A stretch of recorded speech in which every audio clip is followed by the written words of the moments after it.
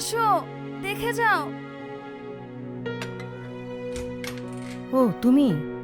আম্মু! সামিয়া আমাকে ডাকছে, মনে হয় ভয় পেয়েছে। তাই? হ্যাঁ। চলো তো।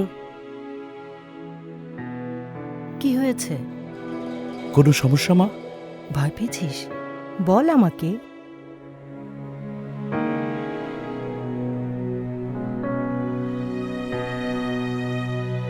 শোনো,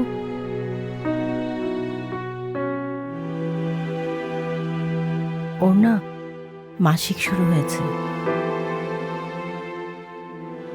আচ্ছা, আমি দেখছি।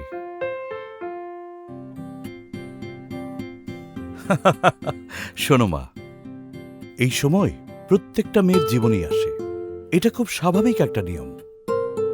এই সময় লজ্জিত হবার বা বিব্রত হবার কিচ্ছু নেই। বাবা!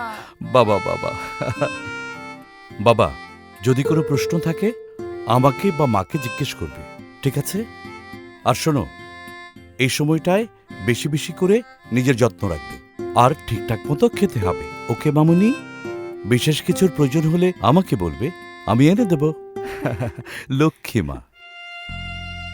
আমার বাবা আর বড় ভাই যদি ওর মতো হতো, তাহলে আমার জীবনটাও অনেক সহজ হতে পারত। অসুস্থতা আর হীনমন্যতা নিয়ে বেড়ে উঠতাম না।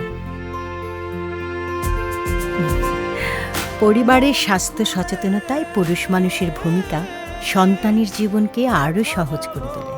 লজ্জা নয়, আসুন মন খুলে কথা বলি। আমাকে দাও।